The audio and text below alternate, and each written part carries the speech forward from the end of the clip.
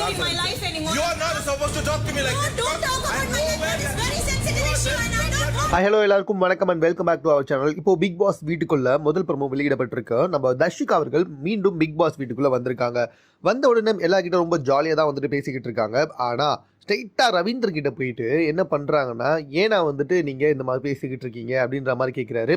இல்லைம்மா, நீ வந்துட்டு ஒன்று வெளியே பண்ணல, அதனால் இங்கே வந்து எல்லாருமே விஷால் அடிச்சுக்கிட்டு இருக்காங்க. ஆனால் நான் வெளியே என்ன பண்ணுன்றது எனக்கு தெரியும், என்னை சுற்றி இருக்கவங்களுக்கு தெரியும். இது எனக்கும் விஷாலுக்கும் இருக்க நடுவில் இருக்க விஷயம்.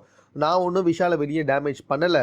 ஸோ நீங்கள் இந்த மாதிரிலாம் வந்து உள்ளே பேசிக்கிட்டு இருக்காதீங்க அப்படின்ற மாதிரி பேச, இல்லைம்மா நீ வெளியே ஒன்று பண்ண, அதனால தான் எல்லாருமே உள்ளே வந்து விஷால் அடிச்சுக்கிட்டு இருக்காங்க அப்படின்னு மறுபடியும் வந்துட்டு ரவீந்தர் சொல்ல, இது எங்கள் 2 பேருக்குள்ளே இருக்க விஷயம்னா நீங்கள் உள்ளே வராதிங்க, நீங்கள் எங்கள் லைஃப்குள்ளே வர்றது சரி கிடையாது, நீ என்கிட்ட முதல்ல இந்த மாதிரி பேசக்கூடாதுமா அப்படின்னு ரவீந்தர் சொல்ல, நான் ஒழுங்காக தானே இருக்கேன், நீங்கள் தான் இந்த மாதிரி பேசிக்கிட்டு இருக்கீங்க அப்படின்னு சொல்லும்பொழுது, நீ பாருமா நீ இந்த ட்ராமாலாம் என்கிட்ட போடாத அப்படின்ற மாதிரி ரவீந்தர் பேச, அதுக்கு நான் உங்களை விடவா அதிகமாக ட்ராமா போட்டுக்கிட்டு இருக்கேன் அப்படின்ற மாதிரி வந்துட்டு நம்ம தர்ஷிகாவும் சொல்ல, 2 பேருக்கும் பயங்கரமான வந்துட்டு சண்டை வந்துக்கிட்டு இருக்கு. இதுதான் வந்துட்டு முதல் ப்ரோமோவாக வெளியே வந்திருக்கு.